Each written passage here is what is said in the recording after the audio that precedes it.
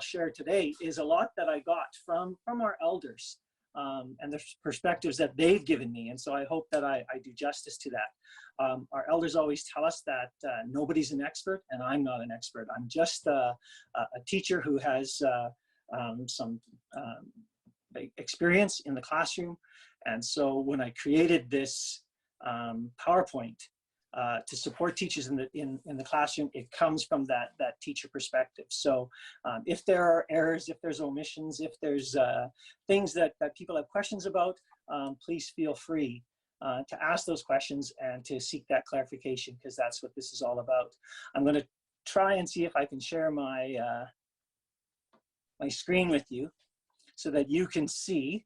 And I have to kind of keep it small, but I know that you guys have one in front of you that I sent earlier. So if you can follow on that, I'm hoping that this will work okay. And so I'll just start right at the beginning in terms of, if I was doing this with a classroom teacher, then I would automatically make sure that both students and teachers understood the curricular connections. And so in this particular case, I made a connection to social studies in dynamic relationships. 8.2 described the influence of the treaty relationship on the Canadian identity, and dynamic relationship 8.3 assess how historical events in Canada have affected present Canadian identity. Down here is the provincial treaty outcome, because we know that we're supporting those 4 treaty outcomes that are treaty relationships, historical context, spirit and intent, and treaty promises and provisions. And in this case, we're focusing on treaty relationships 8, which is analyze the impact of treaty on the Métis people. So it makes sense that this PowerPoint is about the role of Métis in the treaty making process. There's 4 areas that I would discuss with students in terms of the role of the Métis in the treaty making process. And those 4 areas are the brother-to-brother relationship with First Nations, talking about treaty versus script, talking about the role of interpreters, and then lastly, talking about witnesses.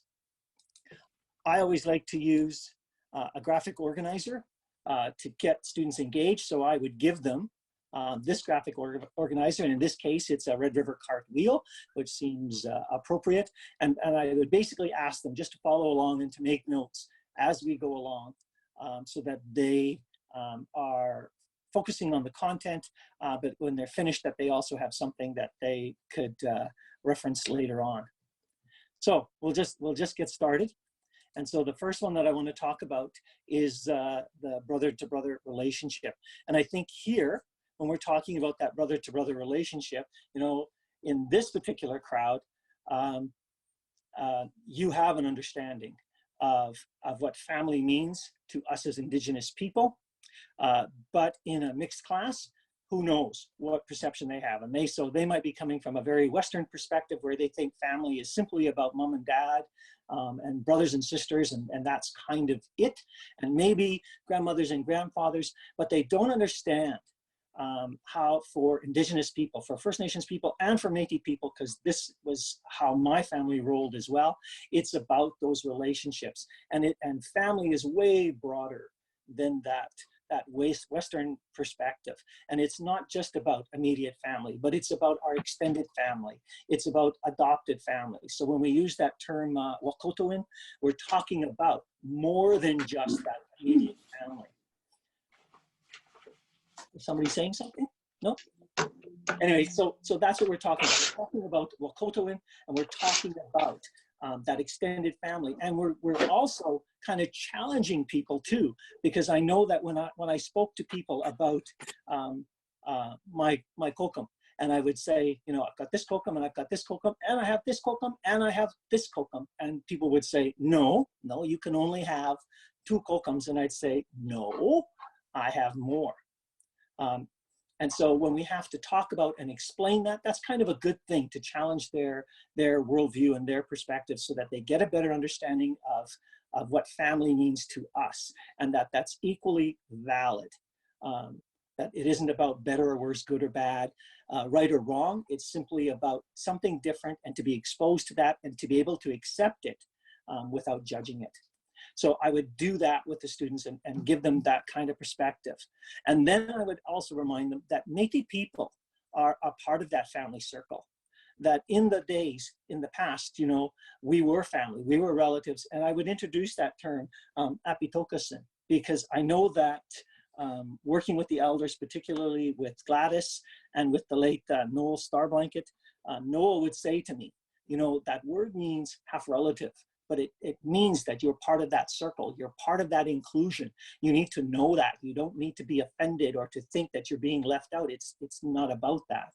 And it was Noel and then Gladys who helped me understand that term and that inclusiveness, which I valued very much. So back in the day, as we talk about that brother-to-brother relationship and that extended family and Wakotowin, Métis people were a part of that. I put down here too that families don't always agree, but during hard times, families always pull together for the greater good. And that's what the brother-brother relationship is about. And you see that time and time again as we talk about that relationship between First Nations and Métis people, of how we supported each other and came together when times were tough. Didn't always agree, but we pulled together when it was important. And so that takes us kind of to this next piece that I want to talk about. And it's that idea of sharing the land. So sharing the land is an important perspective. Oh, sorry, I just need to get to the right scene here. So I'm going to take us to this screen because this is the picture that the map that the Métis National Council uses when they're talking about the Métis homeland. So when we're talking about land acknowledgements and we hear people saying, you know, homeland of the Métis, I wonder if people understand what that means in terms of the homeland of the Métis and our students, because I know in many of our schools now, they start their mornings and before the playing of O Canada, they do a land acknowledgement. But what is the homeland of the Métis? And so we need to know, first of all, again, that when we're talking about Wakotowin, that Métis people coexisted with First Nations people, that we were relatives and occupying the same territory, that Métis settlements followed the route of the fur trade. And though originally that Red River Valley area, so down here in the south part of Manitoba, the Red River area is considered our initial homeland. And that's where my family comes from. So when we talk about my relatives, we're talking about the Dumonts, we're talking about the Delormes, and we're talking about the Gardepis or the Garapis, depending on how you use that word, that last name. But that's my connection. And many of those people came right from this area in the Red River. But because we were fur trade people, we followed those fur trade routes, often setting up camps around Hudson Bay posts or the Northwest Company post. And so when we talk about that Métis homeland, it extends right from that Ontario border and around the Great Lakes area, across Manitoba, Saskatchewan, Alberta, extending a little bit into BC, up into the Northwest Territories, and definitely down into the States, into Montana and North Dakota. So we have many people there that have Métis heritage, like the Turtle Mountain people. And again, I have connections to those people as well. So when we talk about that homeland, it's here. But I also want to talk, and I didn't do this in the other talk, I didn't talk about not only just sharing the land, but it was about alliances. And one of the things that I wanted to mention was the Nahewa Quat Alliance. It was called the Iron Alliance back in the day. And that was an alliance that existed between the Plains Cree, the Nakota people, the Ojibwa people, and the Métis people. And so as they were all kind of in this territory, you know, we talk about an alliance that was both political and military. It involved trading and it involved hunting. And so it was these people coming together to support each other against common issues, common adversaries, common enemies. Nahil Pwat, that Iron Alliance of coming together. And so also when you have those people coming together, you know, you're building relationships. And so when I think about my family, you know, I have roots that are Dakota, that are even Blackfoot, Siksika, and Ojibwe. So along with Cree. being the big one. So we have those connections. So when we talk about sharing the land, it isn't just about family connections, but it's about those political and historical connections as well. Okay, so I'm just going to take us to the next one. And so again, when we're talking about treaty and we talk about sharing the land, what did that look like? Well, we know what treaty looked like, and we know what the government was trying to do in terms of the treaties 1 to 11, and particularly treaties 4, 5, 6, 8, and 10 here in the Saskatchewan area. But for Métis people, they were looking at scrip.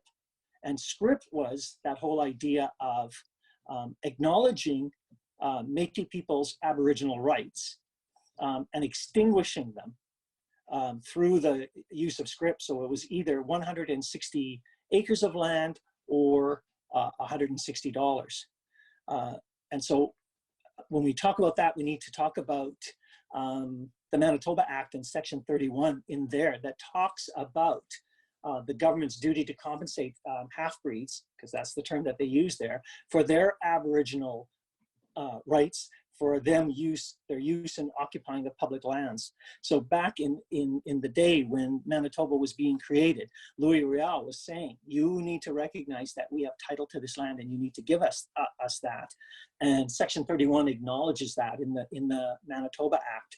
So scrip was what they were going to use to extinguish rights.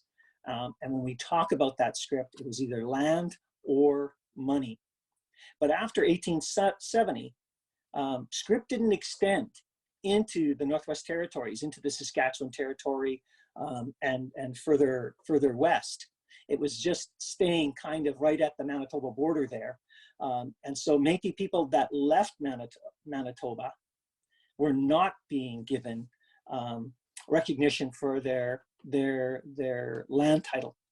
And that went on from 1870 right till, well, we know 1885, that Métis people were petitioning the government numerous times to acknowledge their land rights, and the government basically just ignored them.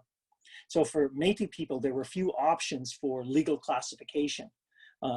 So if you were on that land, the government didn't recognize you as anything.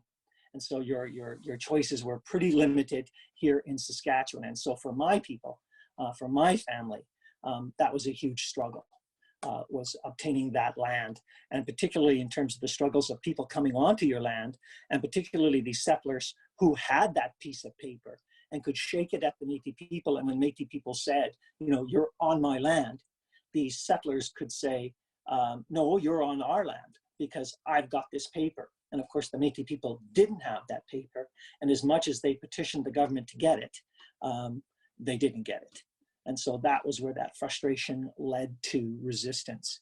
I just want to mention specifically two petitions that happened, one in 1878 in the Cypress Hills area, and then another one in 1881 in the Qu'Appelle Valley area, where Métis people were petitioning the government, particularly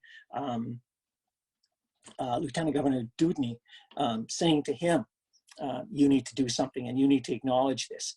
And again, just placated, but never actually anything being done. So Métis people, and I'll just move this on a bit again. So in your PowerPoint, it just shows you script. Oh, and that's right, I was going to show you this. So this is a document that recognizes 160 acres. So you would receive this document, you would have to take it to the Dominion Land office and be witnessed there. You'd have to prove who you were, and then they would give you a certificate for land, but that land would have to be unoccupied, surveyed land, and then you would have to go there. And so that's what happened in my family after the resistance. My great-great-grandfather had to take his scrip, go to the Land Dominion office. They gave him land, but the practice was, you know, we've got to separate these Métis, we've got to scatter them. And so for my family, they were given land in the Onion Lake area.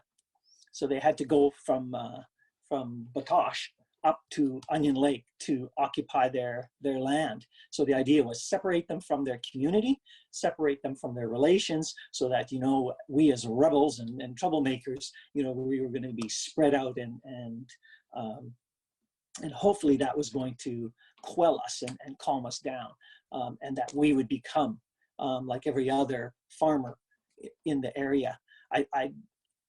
I think sometimes they also wanted to have us near First Nations, because there was often an Indian agent who could kind of keep an eye out for us and make sure that we were behaving ourselves.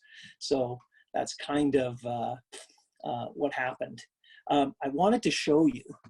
I'm just going to pop this up, and hopefully it comes up and you can see it. This is the script for my great-great-grandfather. So this is Leo Delorme. And it's issued in June of 1885. Up here, it says that. And this is for $160. So you had a choice of taking your script as land or as money. If it was land, you actually had to go to that Dominion Land Office to exchange it in order to get your surveyed land and occupy it. But if you had this document, then whoever had this document got the $160. And so when you had these land speculators, they were thrilled to manipulate Métis people to get this type of script out of their hands, so that as soon as they had it, that was $160. So if you could convince somebody through whatever means to give it to you, and lots of times alcohol was used, bribery, trickery, all that kind of stuff, and was used so that they could get that script away from the Métis people. So the last statistic I heard was about 80% of Métis people in the province were manipulated out of their script, whether it was land or money script. So I just wanted to show you that one, and I'm going to show you another one in a second. So there we have script. And so we're going to go on to the idea of treaty, and looking at treaty from a Métis perspective.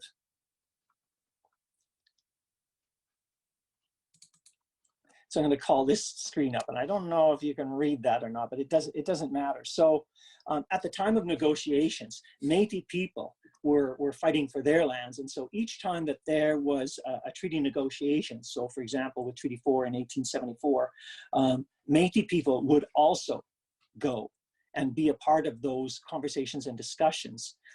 And oftentimes, as they were negotiating, the First Nations leaders would often say to the government, well, what about our cousins? What about our relatives? What are you going to do for them?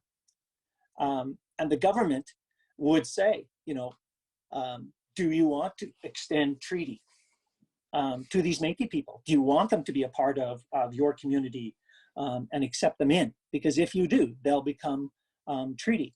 And that happened in a lot of First Nations communities where Métis people came alongside and were included in. So when we think about Muscalagan, Pasqua, Cowessess, Mistawasis, Muskeg, these communities said, yes, we're going to involve these Métis people, and we're going to invite them in to become a part of our community. They already saw them as Wakotowin. They already saw them as relatives. And even as I think, for example, my great-great-grandmother was an Arkan, you know, in Muskeg. We have those kind of connections to those different communities. And I remember when, for the office of the Treaty Commissioner, I was sent to Cowessess, and I was in the grade 12 class, and they asked me to just talk a little bit of treaty. And so I said, I remember saying to them, well, just so you know my background, I'm related to, and I said, the Dumonts, the Delormes, and the Gardepis, and automatically there was this, and I said, what? I said, are there some people in here that are Delormes? And there's kind of a few nods, and I said, okay, who in the room is related to the Delormes? Well, just about every hand went up. And so I said, cousins.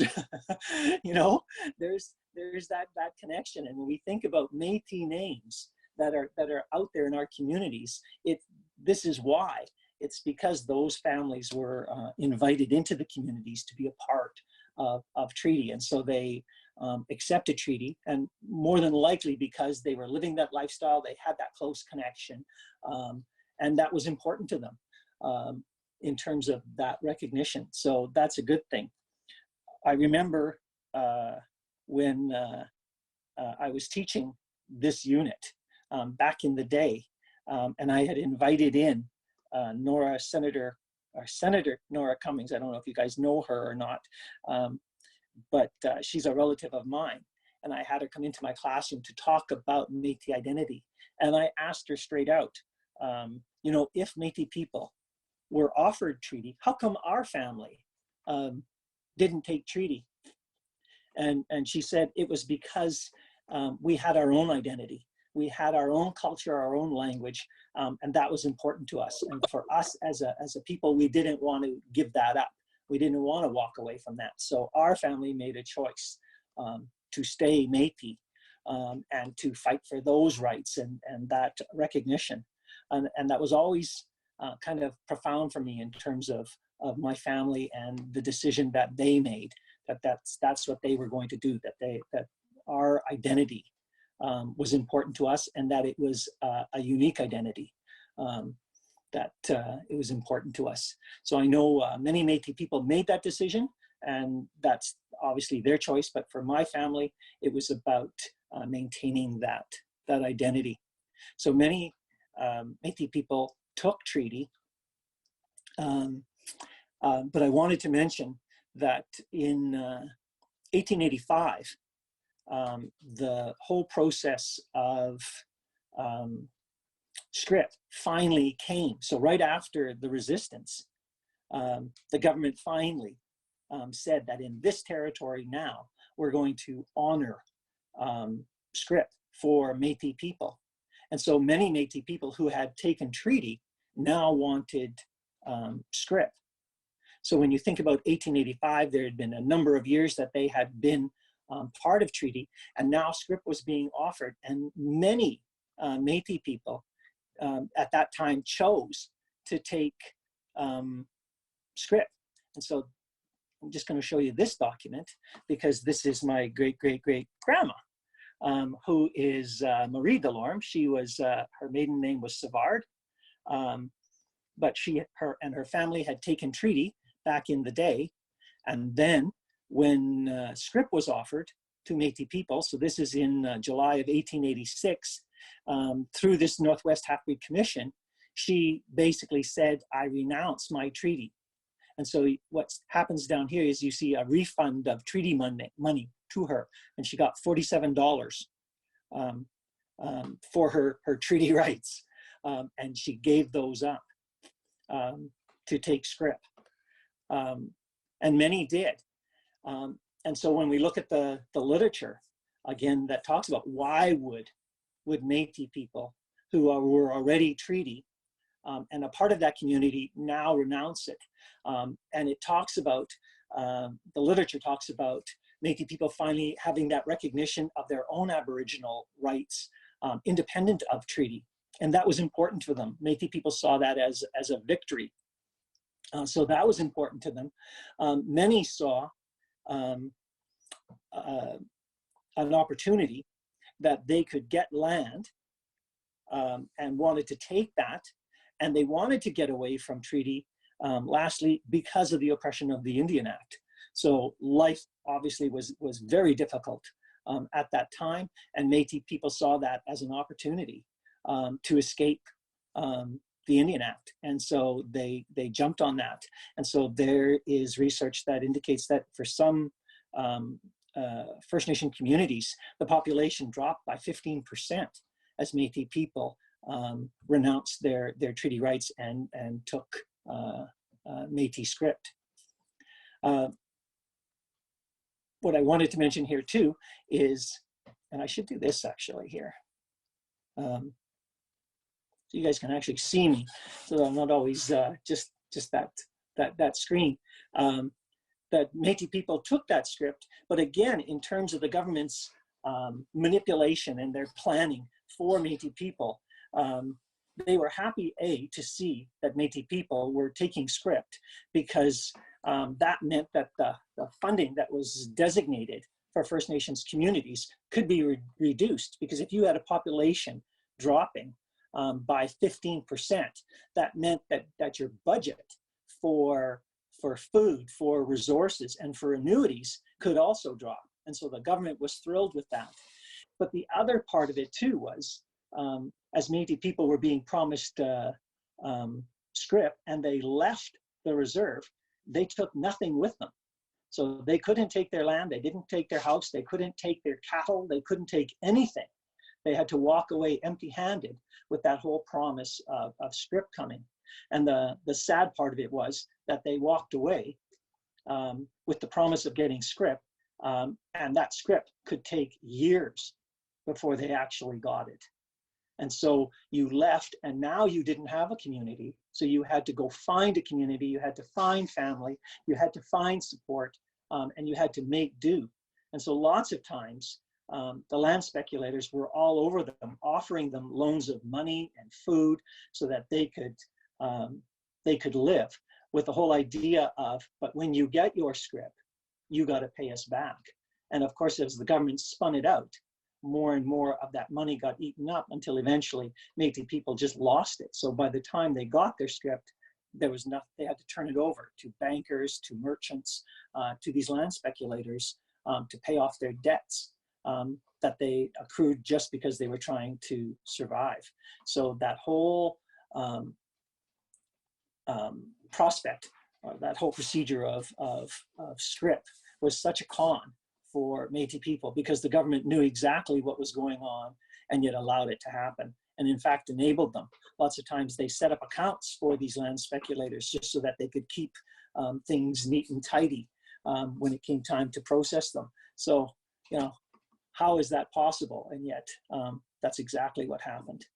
The other part of it that was challenging in that scrip process was that because you had to go, when you got your land scrip, you still had to travel to the Dominion office. And how did you get there? And could you afford to even get there? And then once you got there and you got it processed, then you had to go wherever they sent you to get on your land. And of course, if you were empty-handed, how did you build your house? How did you clear your land? And how did you meet the expectations so that you didn't lose your land? And they wound up losing their land just because they didn't have the funds, the economics, or the resources to maintain it. So pretty shady deals that were going on. Okay, let's keep going here.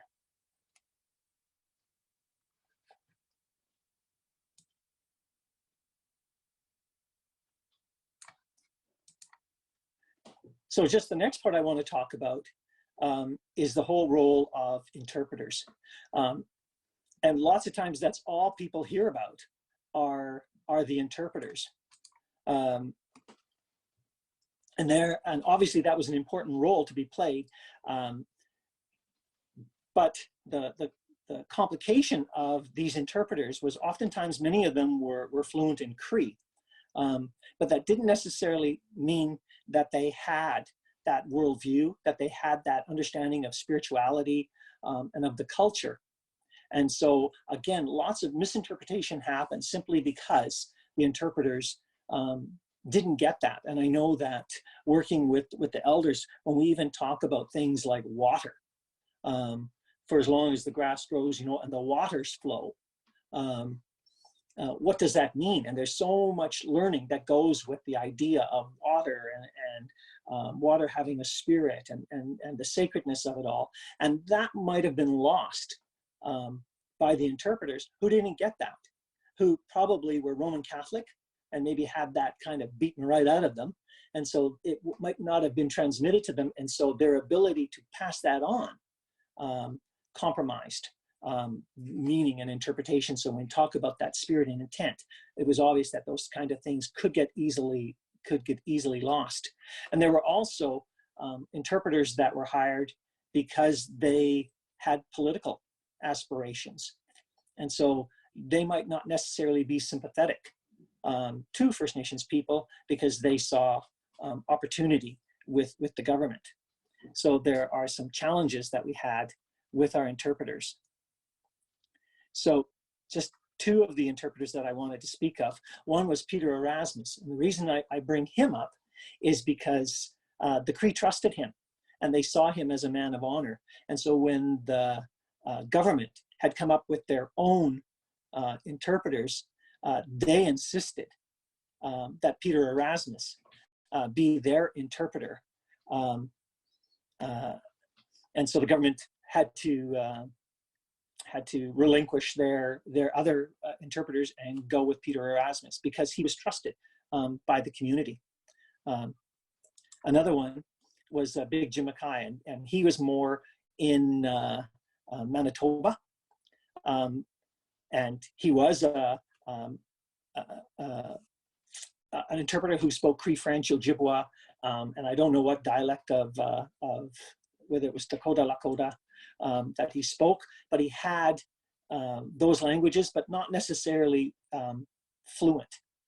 And so he would oftentimes start in one language and end in another, which just led to kind of some further confusion while discussions were going on. So he was there. In the Treaty 4 area, and I'm just going to pull this document up just so you can see, or maybe not see, but I just want to read the names for you because the last names will maybe resonate with you, particularly if you're in the Treaty 4 area, because the Métis interpreters and witnesses who signed Treaty 4 were Charles Pratt, Pascal Brulin, Edward Mackay, Pierre Poitras, Jean-Baptiste Davis, Pierre Desnoms, Joseph Mackay, Donald MacDonald, and Pierre Lapierre. You know, there was a number of people who were on site helping to make sure that as conversations were happening, that there was clarity as much as possible. So that role of interpreter was really, really important. The last one that I want to talk about over here is the idea of witnesses. And that's an important role because you had Métis people who were coming and understood the importance of land recognition, understood the importance of those rights, and knew the games that the government played. And so you had Métis people who were there to be witnesses, to hear what was being said and be able to stand up and say, yes, this is what was said. This is what I heard. This is what was clear to me. And in order for these treaty documents to be legal, there had to be witnesses that signed them. And so when you look at the treaties that were signed in Saskatchewan, you'll see that many of them contain the names of Métis people who were there to not only advocate for First Nations people, but obviously to advocate for themselves. In the Think Indigenous one, talk that I did, I shared the fact that I'm fortunate that in Treaty 6, I have two relatives that were witnesses on Treaty 6 and signed it. So at the time, the leader for Muskeg was Kitoweo, and his other name was Alexander Cayenne. And he was my great-great-great-great-grandfather. And so he signed on this side with the chiefs and put his mark. But then on this side is Isidore Dula. Oh, I've got him backwards. Here's Kitoweo right here. So he's on this side. And then on this side is Isidore Dumont.